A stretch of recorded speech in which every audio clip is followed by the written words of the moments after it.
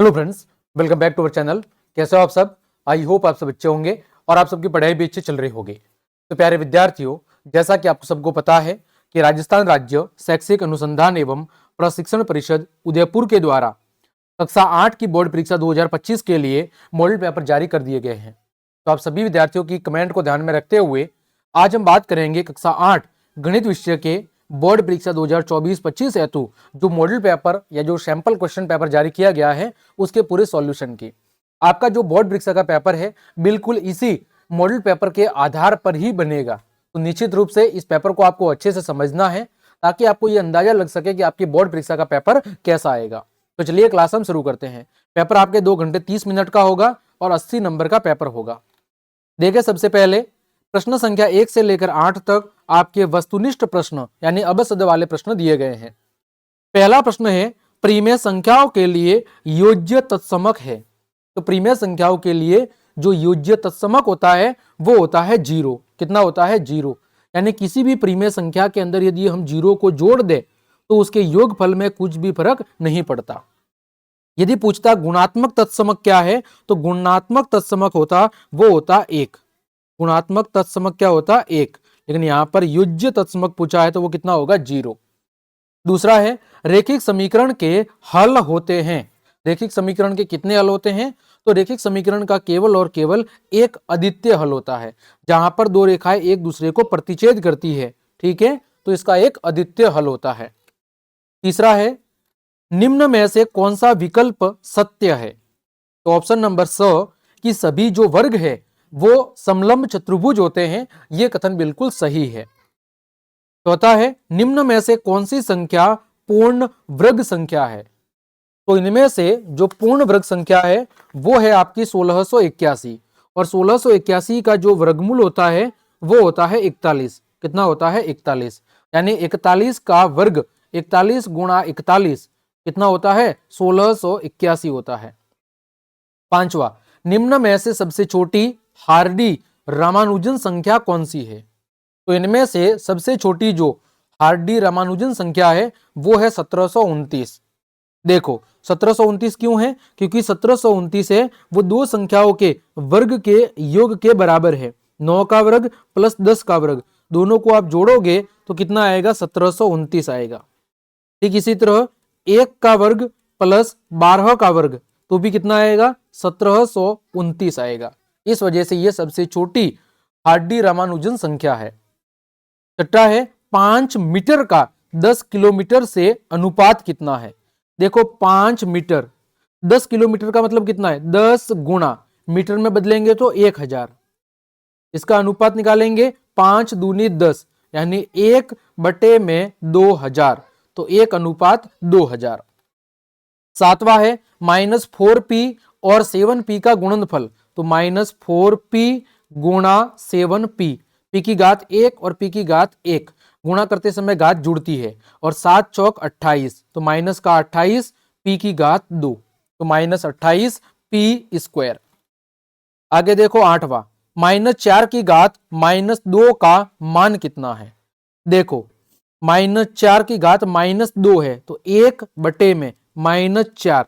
जब हम घात को नीचे लिखेंगे तो घात किसमें बदल जाएगी? प्लस में।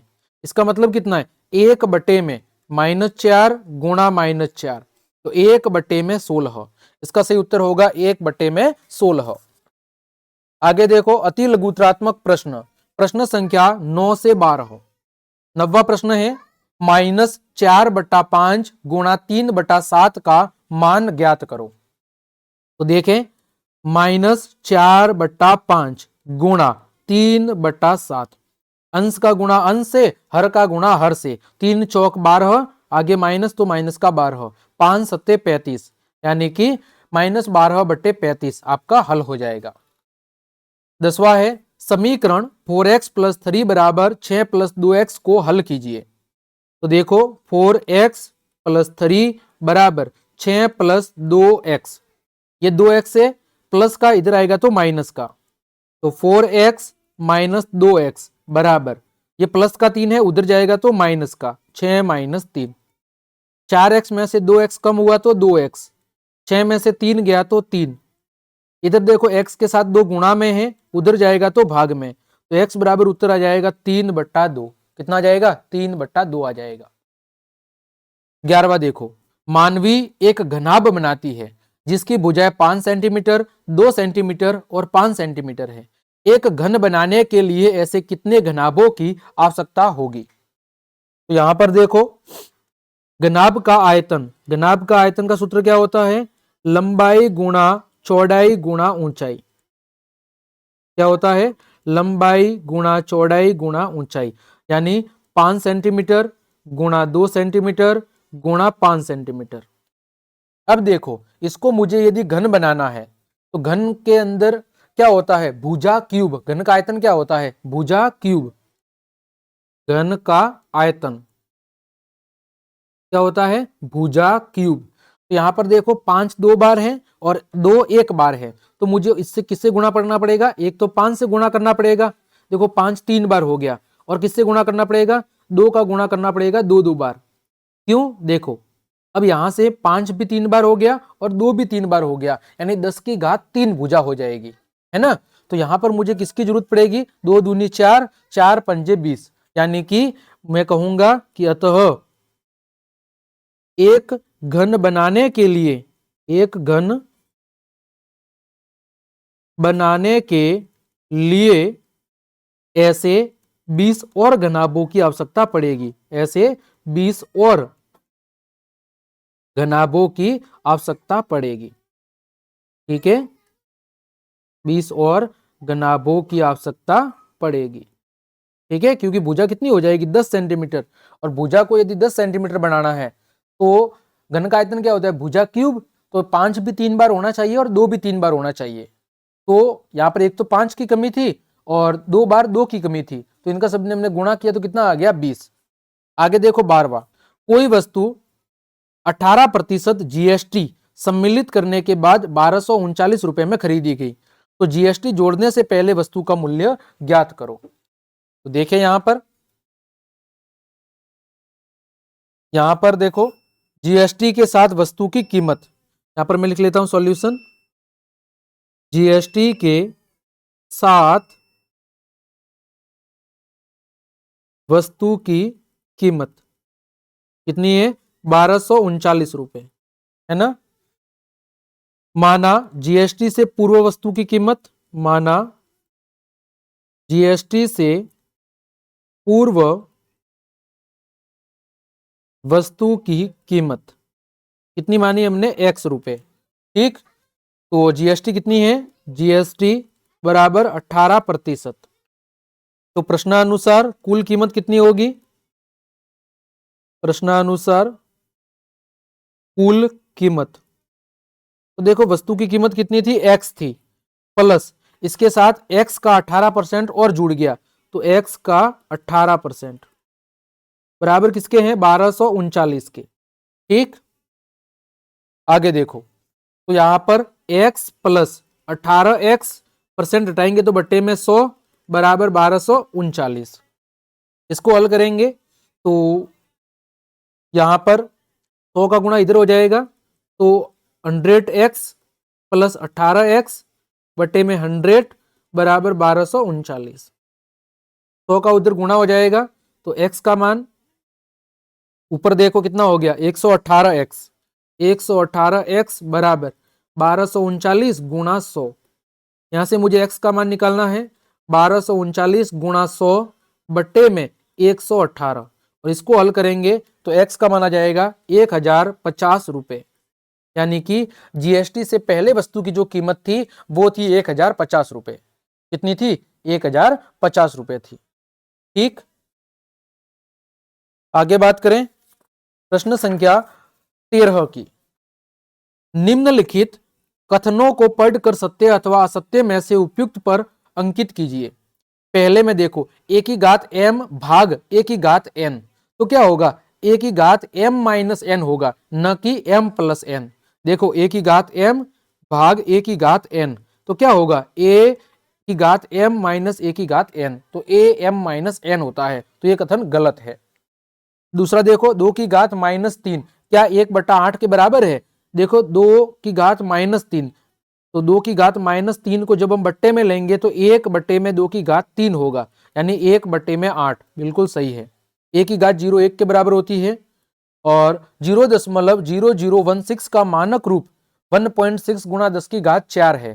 तो ये भी गलत है कि इसका मानक रूप कितना होगा, 1.6 गुणा 10 की घात -3 होगा। ठीक, आगे बात करो प्रश्न संख्या 14 की, रिक्त स्थानों की पूर्ति करो।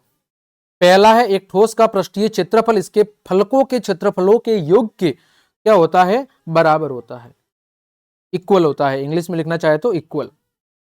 दूसरा, घन का पृष्ठीय क्षेत्रफल क्या होता है, 6 भुजा स्क्वायर होता है। क्या होता है, 6 भुजा स्क्वायर होता है।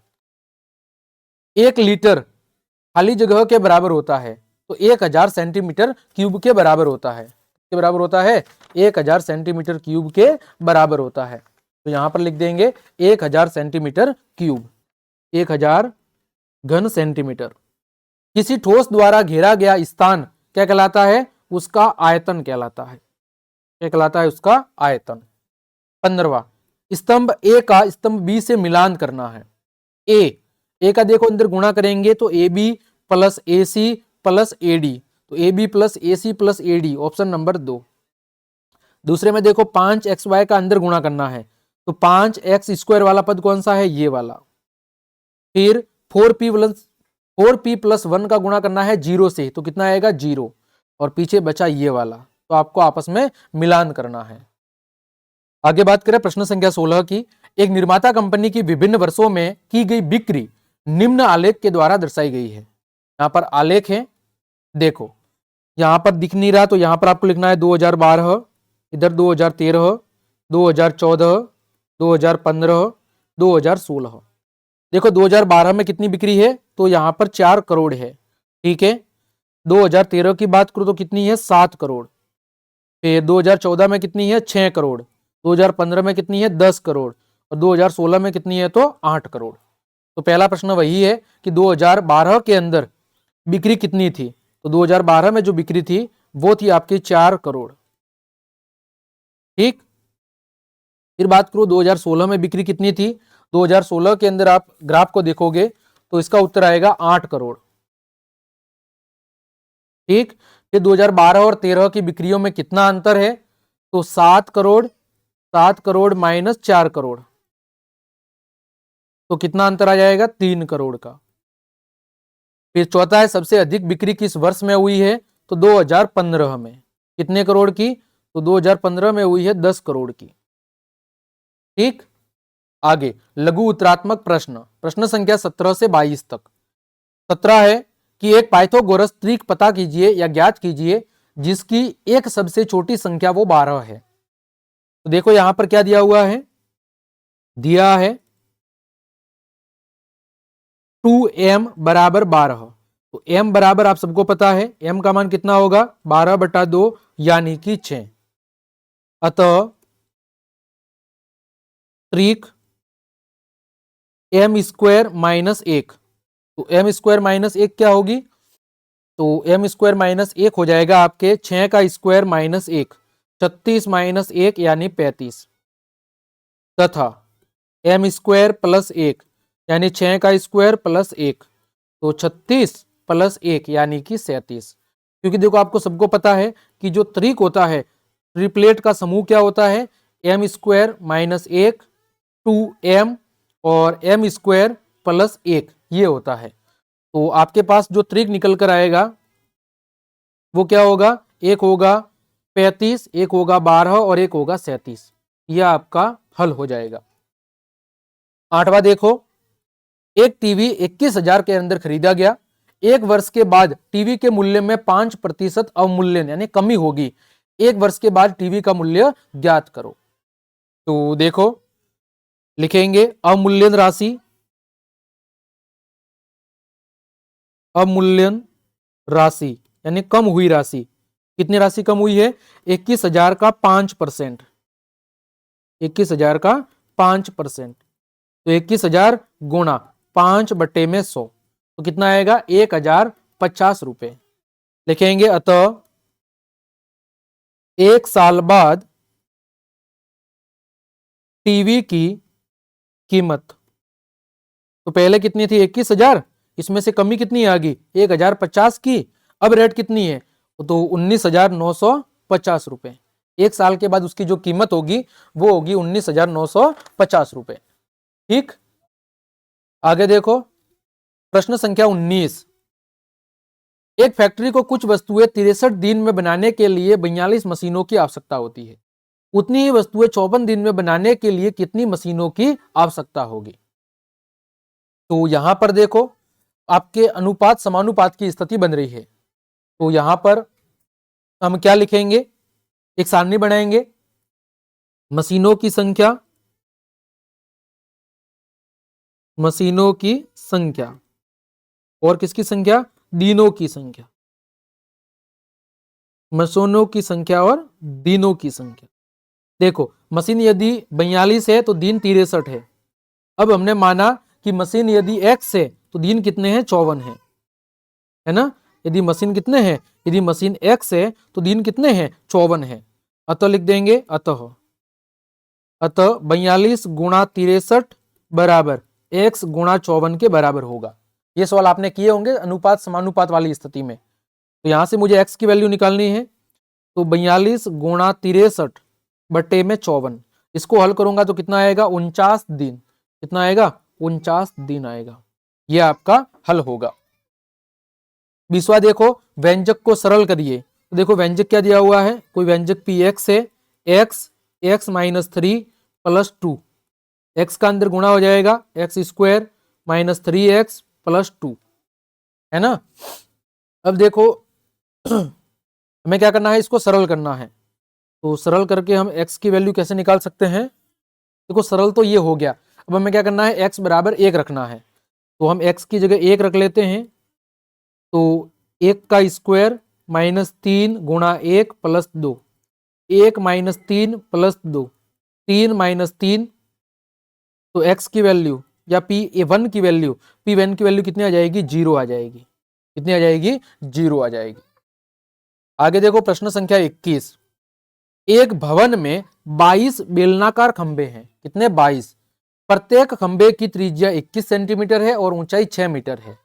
रुपए 8 प्रति वर्ग मीटर की दर से सभी खंबे के वक्र पृष्ठीय क्षेत्रफल पर पेंट कराने का व्यय ज्ञात कीजिए।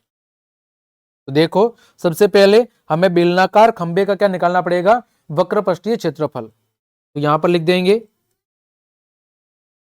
बेलनाकार खंभों का वक्र पृष्ठीय क्षेत्रफल। सूत्र क्या होता है, सूत्र होता है 2 पाई आर एच। तो 2 गुणा 22/7 आर। आर कितना है, यहां पर त्रिज्या कितनी है 21 सेंटीमीटर है। तो इसको मीटर में बदलेंगे तो 100 का भाग देंगे तो 0.21 है ना, 0.21 गुणा ऊंचाई कितनी है 6 है। देखो यहां पर सेंटीमीटर में है और ये इकाई मीटर में है, तो हमने सेंटीमीटर को इसमें बदला है मीटर में। यहां से अब पॉइंट हटाएंगे तो नीचे कितना आ जाएगा 100 आ जाएगा। जब हम इसको हल करेंगे तो वक्र पृष्ठीय क्षेत्रफल है वो हमारे पास निकल कर आ जाएगा 7.92 वर्ग मीटर। ये एक का है। ठीक है, यहां पर लिख सकते हैं कि एक बेलनाकार खंबे का वक्र पृष्ठीय क्षेत्रफल इसका है, ये एक खंबे का है ना। तो आप चाहे तो इधर आगे लिख सकते हैं एक बेलनाकार खंबे का वक्र पृष्ठीय क्षेत्रफल। आगे लिखेंगे अतः 22 खंभों का वक्र पृष्ठीय क्षेत्रफल। तो 22 का गुणा करेंगे 7.92 से तो कितना आ जाएगा 174.24 वर्ग मीटर आ जाएगा। अब देखो एक वर्ग मीटर का खर्चा कितना है, लिखेंगे कि 8 रुपए प्रति वर्ग मीटर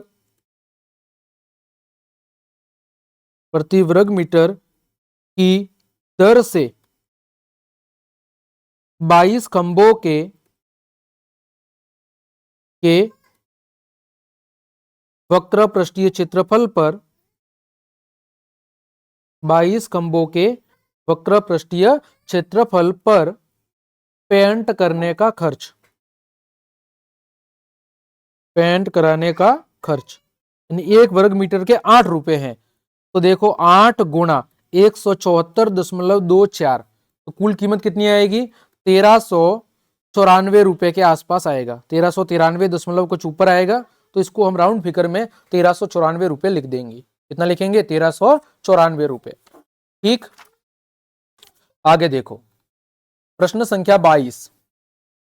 प्रश्न संख्या 22, निम्न तालिका का उपयोग करके रेखिक आलेख बनाइए। विभिन्न वर्षों में किसी नगर में दुर्घटनाओं की संख्या इस प्रकार है। आपके सामने दुर्घटनाओं की संख्या दी हुई है, तो आपको क्या करना है? इसका प्रयोग करते हुए आलेख बनाना है। तो देखो वर्ष और दुर्घटना, तो यहां पर हम बना लेते हैं वर्ष और दुर्घटना। तो यहां पर ऐसे एक सीधी रेखा खींच देंगे, ये वायक्स हो जाएगा, एकदम सीधी खींचनी है भाई साहब, है ना। तो यहां पर मैं ऐसे खींच लेता हूं, इसके जस्ट ऊपर का ऊपर ये खींच ली, और ये हो गया आपका एक्स अक्ष। ठीक है, ये है आपका एक्स अक्ष और ये है आपका वाई अक्ष, ये है आपका मूल बिंदु। यहां पर हम क्या लिख रहे हैं? वर्ष। यहां पर लिख रहे हैं वर्ष, और यहां पर क्या लिख देंगे? दुर्घटना। ठीक, देखो वर्ष एक एक बॉक्स ले रहे हैं। सबसे पहले 2013, फिर या आप चाहे तो दो दो का गैप ले लें, यहां पर दो दो को बॉक्स ले रहे हैं। ये लिख दिया 2013, ये लिख दिया 2014, ये लिख दिया 2015 और ये लिख दिया 2016। दो दो बॉक्स का गैप ले रहे हैं। यहां पर देखो कितना ले लेते हैं, यहां पर 40-40 का ले लेते हैं। देखो यहां पर 40 है, यहां पर 80 है, यहां पर भी दो दो ले रहे हैं। ठीक है, 40 80, यहां पर कितना हो जाएगा? 120, यहां पर कितना हो जाएगा? 160। देखो 2013 में कितना है? 80, तो 2013 में ये हो गया 80। फिर 2014 में कितना है? 100, तो 80 और इसके बीच में ये हो गया 100। 2015 में कितना है? 150, 160 से थोड़ा सा नीचे 100, ये सॉरी यहां पर 2014 है तो 100 था, तो इधर आ जाएगा। फिर 2015 में कितना है? 150, 160 से थोड़ा सा कम ले लो। और 2016 में कितना है? 120, 2016 में है 120। ये आप आलेख बना लेंगे ऐसे, ऐसे और ऐसे। ठीक, यहां पर आप चाहे तो पैमाना भी लिख सकते हैं। पैमाना एक्स अक्ष, एक्स अक्ष पे हम क्या कर रहे हैं? एक्स अक्ष पे हम 2 सेंटीमीटर बराबर 1 इकाई ले रहे हैं। 1 इकाई किसकी ले रहे हैं? वर्ष की। ठीक है, और वाई अक्ष पे क्या लिख रहे हैं? वाई अक्ष पे 2 सेंटीमीटर बराबर कितना ले रहे हैं? 40, है ना। और 40, और ये क्या है? दुर्घटना की संख्या है। ठीक है, 2 पे कितना ले रहे हैं? 40 ले रहे हैं। तो ये पैमाना था और ये आपका एक रेखिक आलेख बन गया। आगे देखो निबंधात्मक प्रश्न। खेल दिवस के दिन किसी दुकान में हुई विभिन्न वस्तुओं की बिक्री दी गई है। वस्तुएं हैं और बिक्री है। हमें क्या करना है? इन आंकड़ों का एक पाई चार्ट बनाना है। क्या बनाना है? इन आंकड़ों का हमें एक पाई चार्ट बनाना है। देखो कैसे बनाएंगे पाई चार्ट। सबसे पहले यहां पर वस्तुएं कौन कौन सी थी वो ले लेंगे, यहां पर हम वस्तुएं लिख देंगे। इसके बाद क्या थी? बिक्री थी रुपयों में। फिर यहां पर संपूर्ण का कुल भाग कितना होगा, और यहां पर आगे हम लिख देंगे केंद्रीय कोण क्या होगा, है ना। तो यहां पर मैं ऐसे लाइन खींच देता हूं ये। अब देखो इधर क्या है? वस्तुएं हैं, इधर क्या है? बिक्री है। यहां पर लिखेंगे संपूर्ण का भाग, और यहां पर क्या है? केंद्रीय कोण। ठीक, देखो सबसे पहली वस्तु क्या थी? Cricket bat. एक बार मैं नाम लिख लेता हूं, क्रिकेट बैट, और इनकी बिक्री कितनी थी? 3200 रुपए की। फिर क्या है? फुटबॉल है, फिर है आपकी फुटबॉल, फिर है आपकी वॉलीबॉल, फिर है आपकी गेंद, फिर है आपका अन्य। फुटबॉल कितनी है आपकी? 800 की बिक्री हुई है फुटबॉल की, वॉलीबॉल की हुई है 1600 की, गेंद की 1200 की, अन्य की 400 की, है ना। आप चाहे तो इधर कुल भी लिख सकते हैं, यहां पर हम लिख देंगे कुल। कुल कितने की बिक्री हुई है? 7200 की। संपूर्ण का भाग, देखो संपूर्ण का भाग, तो 3200 भाग 7200, तो ये कितना हो जाएगा? ये हो जाएगा 3200 भाग 7200, ये हो जाएगा आपके 4/9, 4/9। फिर है 800 बट्टे में 7200, ये कितना होगा? 1/9। फिर है 1600 बट्टे में 7200, ये कितना हो जाएगा? 2/9। फिर 1200 बट्टे में 7200, ये कितना होगा? 1/6। फिर 400 बट्टे में 7200, ये हो जाएगा 1/18। अब केंद्रीय कोण की बात करूं, देखो 4/9 गुणा 360 डिग्री, कितना कोण आ जाएगा? 160 डिग्री।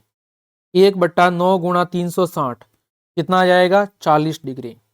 2/9 गुणा 360 कितना आएगा? 80 डिग्री। 1/6 गुणा 360 कितना आएगा? 60 डिग्री। और 1/18 गुणा 360 कितना आएगा? 20 डिग्री। सबका जो योग है वो कितना होना चाहिए? 360।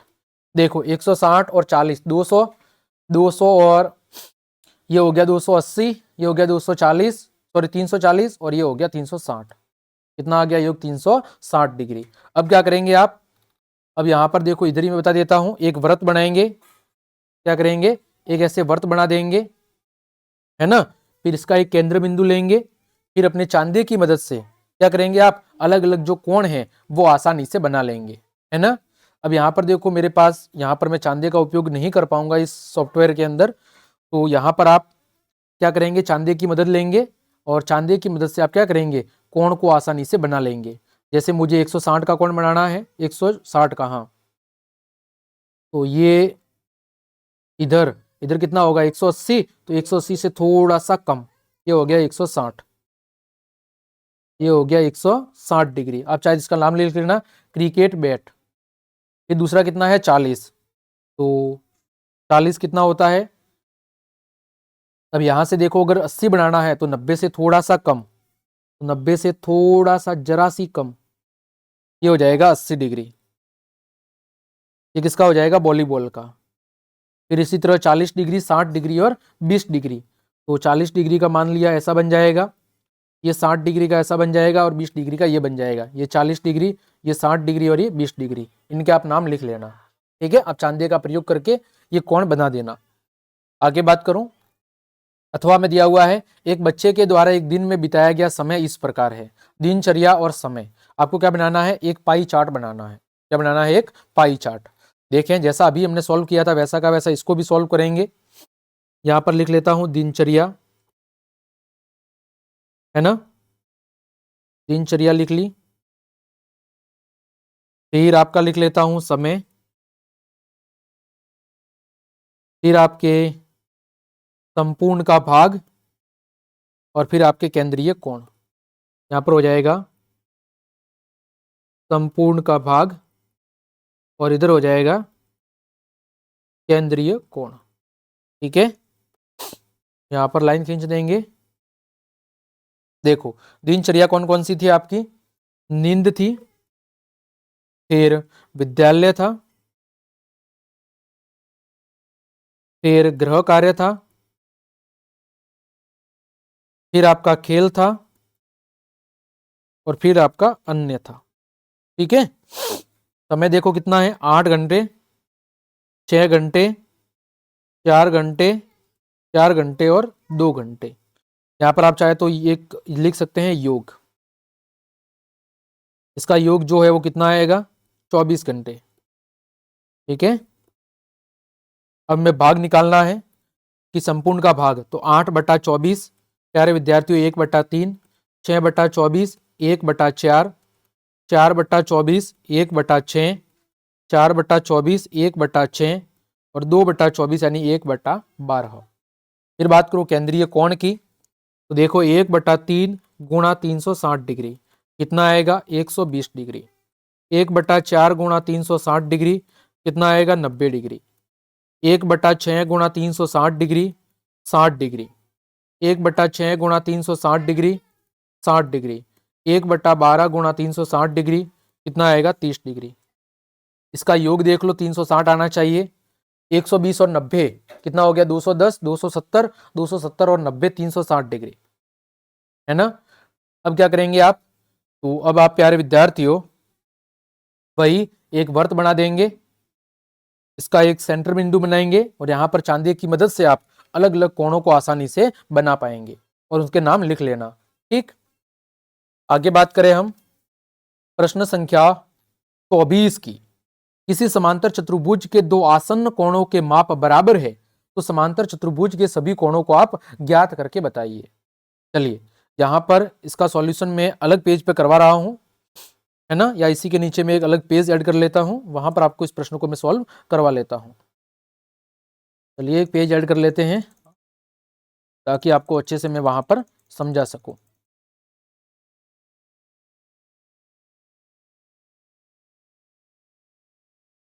चलिए इस पेज को मैं नीचे ले लेता हूं।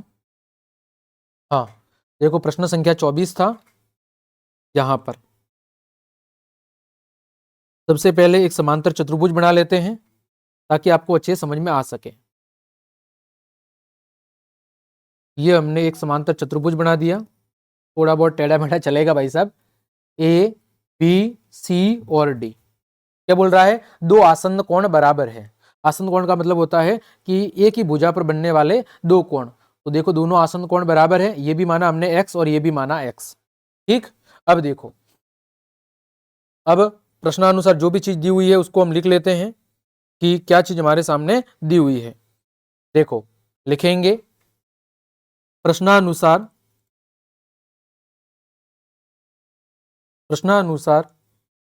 आपके समांतर चतुर्भुज के दो आसन्न कोण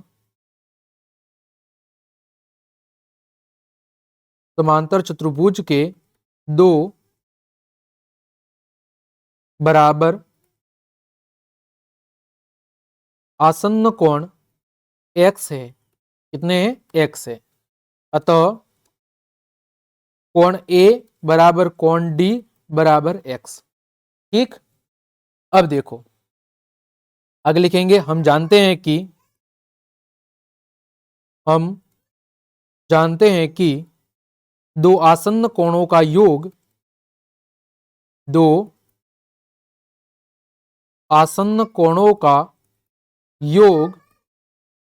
कितना होता है 180 डिग्री होता है। ठीक है, अतः यहां पर देखो दो आसन्न कोणों का योग 180 डिग्री होता है तो दोनों को हम जोड़ देंगे, यानी कोण A प्लस कोण D बराबर 180 डिग्री। तो यहां पर x प्लस x बराबर 180 डिग्री, तो 2x बराबर 180 डिग्री, x बराबर कितना आ जाएगा 90 डिग्री। ठीक, अतः हमें पता है कि समांतर चतुर्भुज के सम्मुख कोण बराबर होते हैं। आगे लिखेंगे कि अतः हम जानते हैं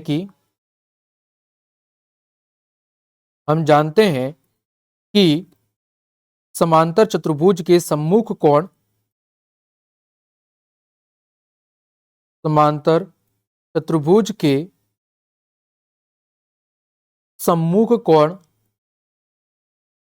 बराबर होते हैं। ठीक है, और यहां से अतः आप हटा सकते हैं। अतः आप यहां पे लिख देंगे अतः कोण A किसके बराबर होगा, कोण C के, तो कोण A बराबर कोण C बराबर x कितना है 90 डिग्री। ठीक है, x कितना है 90 डिग्री, और कोण B बराबर कोण D बराबर 90 डिग्री। ये आपका हल हो जाएगा, चारों कोण हमारे सामने आ गए। आगे देखो इसी के अथवा में एक और प्रश्न दिया हुआ है, आकृति HELP एक समांतर चतुर्भुज है ना, जिसमें OE बराबर 4 सेंटीमीटर है और HL PE से 5 सेंटीमीटर अधिक है। तो OH को ज्ञात कीजिए। देखो हमें पता है कि समांतर चतुर्भुज के जो विकर्ण है वो एक दूसरे को समद्विभाजित करते हैं, है ना। तो ये वाला भाग इसके बराबर होगा और ये वाला भाग इसके बराबर होगा। तो यहां पर प्रश्न में क्या दिया रखा है वो पहले लिख लेते हैं। लिखेंगे दिया है OE बराबर दिया हुआ है 4 सेंटीमीटर और HL क्या दिया हुआ है, PE से 5 सेंटीमीटर ज्यादा है। ठीक, आगे लिखेंगे हम जानते हैं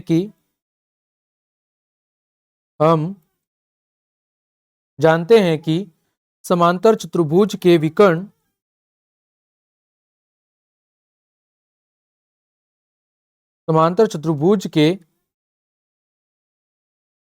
विकर्ण एक दूसरे को क्या करते हैं, समद्विभाजित, दो समान भागों के अंदर विभाजित करते हैं। ठीक है, अतः इधर ही लिख लेता हूं। अतः देखो OH किसके बराबर होगा, OL के। OH होगा बराबर OL के और OP बराबर होगा किसके, OE के। ठीक, यहां से आगे क्या दिया हुआ है कि जो PE है वो PE किसके बराबर होगा, ये बराबर होगा OE के, OE प्लस ये बराबर होगा OP के। तो यहां से PE बराबर OE प्लस OE, क्योंकि दोनों भाग आपस में बराबर है, तो PE बराबर कितना होगा, 2OE हो जाएगा। इसका मतलब क्या हुआ, तो 2 गुणा OE की वैल्यू कितनी थी, OE की वैल्यू थी वो थी 4 सेंटीमीटर, तो PE की वैल्यू कितनी आ गई, 8 सेंटीमीटर। PE टोटल है वो कितना आ गया, 8 सेंटीमीटर आ गया। अब देखो HL किसके बराबर था, PE प्लस 5 के बराबर था, तो PE की वैल्यू 8 आ गई, 8 प्लस 5, तो HL कितना आ गया, 13 सेंटीमीटर। अब देखो HL किसके बराबर है, OH प्लस OL के बराबर, तो HL को मैं क्या लिख सकता हूं, 2OH लिख सकता हूं, है ना। तो अब मुझे यहां से OH की वैल्यू निकालनी है, तो OH की वैल्यू क्या होगी, HL बटे में 2, तो OH बराबर HL कितना है, 13 बटे में 2 यानी 6.5 सेंटीमीटर। कितना होगा, 6.5 सेंटीमीटर हो जाएगा। ठीक, आगे देखो 25, क्या लिखा हुआ है, निम्नलिखित व्यंजकों के गुणनखंड कीजिए। क्या करने हैं आपको, व्यंजकों के गुणनखंड करने हैं। चलिए इन सभी के गुणनखंड मैं आपको अलग पेज पे करवा के बताता हूं। देखें प्रश्न संख्या 25 का पहला क्या लिखा हुआ है, x² प्लस 7x प्लस 12। तो यहां पर देखो x², 7x की जगह मैं लिखूंगा 4x प्लस 3x प्लस 12, क्योंकि 4 और 3 को जोड़ने पर 7 आता है और 4 और 3 को गुणा करेंगे तो 12 आ जाएगा। अब देखो x कॉमन ले लेंगे तो x प्लस 4 बचेगा, इधर से 3 कॉमन ले लेंगे तो x प्लस 4 बचेगा, तो x प्लस 4 कॉमन ले लेंगे, क्या बचेगा, x प्लस 3, ये इसके दो गुणनखंड हो जाएंगे। दूसरा देखो, दूसरा है आपका x का स्क्वायर माइनस 8x प्लस 16। तो यहां पर देखो x², 8x की जगह मैं लिख सकता हूं 4x माइनस 4x, तो माइनस 4x माइनस का 8x, माइनस 4 का गुणा माइनस 4 से होगा तो प्लस का 16 आ जाएगा। देखो x माइनस 4, इधर माइनस 4, तो x माइनस 4, देखो x माइनस 4 और x माइनस 4, ये आपके क्या हो जाएंगे, इसके दो गुणनखंड हो जाएंगे। आगे देखो तीसरा, y की घात 4 माइनस 16, तो y की घात 4 माइनस 16 को लिख सकता हूं 2 की घात 4। अब देखो इसको भी लिख सकता हूं y की घात 2 का स्क्वायर माइनस 2 की घात 2 का स्क्वायर।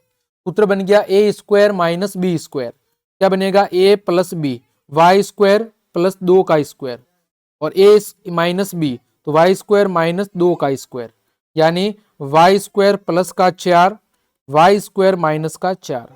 ठीक, आगे देखो चौथा यहां पर कौन सा है, 4x square minus 8x plus का 4। यहां पर देखो 4 कॉमन ले लेंगे तो x square minus 2x plus 1 बराबर 0। तो यहाँ पर x square minus 2x plus 1, ठीक है, ये समीकरण बन गया इसका। तो यहां पर आप चाहे तो इस वाले को इसकी तरह भी कर सकते हैं, दोनों सेम ही है ना। तो यहाँ पर दोनों सेम है तो मैं इसको अलग तरीके से नहीं बता रहा हूं, इसी को कर ले, या अगर ऐसे करना चाहते हो तो ऐसे भी कर लें, क्योंकि देखो दोनों सेम है। यहाँ पर 16 था, यहाँ पर भी देखो 4 और 4 का गुणा करोगे तो 16 हो जाएगा, है ना। या इसको अगर आगे हल करना है तो देखो इसी को कर लेते हैं। तो यहाँ पर x square minus x plus 1, तो एक्स कॉमन ले लिया, एक्स माइनस 1 कॉमन ले लिया, एक्स माइनस 1, एक्स माइनस 1 और एक्स माइनस 1, ये इसके आपका हल हो जाएगा। ठीक, आगे देखो इसी के अथवा में और प्रश्न दिए हुए हैं। सबसे पहला देखो, तो क्यू स्क्वायर माइनस 10q की जगह लिख सकता हूं 3q माइनस 7q प्लस का 21। देखो तो q माइनस 3 माइनस 7 कॉमन ले लेंगे, q माइनस 3, यहां से q माइनस 3 कॉमन ले लेंगे, बचेगा q माइनस 7। ये आपका हल हो गया पहला। आगे देखो दूसरा, P square plus 6p minus 16, इसको कैसे करेंगे, P square plus 8p minus 2p minus 16। तो p प्लस 8 माइनस 2 कॉमन ले लेंगे, p प्लस 8, तो p प्लस 8 कॉमन ले लेंगे, बचेगा p माइनस 2। आगे देखो तीसरा, m की घात 4 माइनस 81, तो m की घात 4 माइनस 81 को लिख सकता हूं 3 की घात 4, इसी को लिखूंगा m की घात 2 का स्क्वायर माइनस 3 की घात 2 का स्क्वायर। देखो A square minus B square, M square plus 3 का स्क्वायर और एम स्क्वायर माइनस 3 का स्क्वायर, एम स्क्वायर प्लस 9 और एम स्क्वायर माइनस 9, ये आपका हल हो गया। आगे देखो चौथा है ए एम का स्क्वायर प्लस बी एम का स्क्वायर प्लस बी एन का स्क्वायर प्लस ए एन का स्क्वायर। यहाँ पर देखो एम स्क्वायर कॉमन ले लेंगे, ए प्लस बी, यहाँ से एन स्क्वायर कॉमन ले लेंगे, ए प्लस बी, यहाँ से ए प्लस बी कॉमन ले लेंगे, बचेगा m square plus n square, ये आपका अभिष्ट हल हो जाएगा। ठीक, तो प्यारे विद्यार्थियों, इस तरह आज की इस क्लास में हमने कक्षा 8 गणित विषय के बोर्ड के द्वारा जारी किए गए मॉडल पेपर को बहुत ही अच्छे से संपूर्ण प्रश्नों को मैंने सॉल्व करवा दिया है। उम्मीद करता हूं सभी प्रश्नों के हल आपको अच्छे समझ में आए होंगे। तो क्लास देखने के लिए आप सभी का धन्यवाद। यदि आपको मेरी क्लास और ये मेहनत पसंद आई है तो फिर लाइक, कमेंट, शेयर और सब्सक्राइब जरूर करें। मिलते हैं अगली क्लास में, तब तक के लिए आप सबको जय हिंद, जय भारत।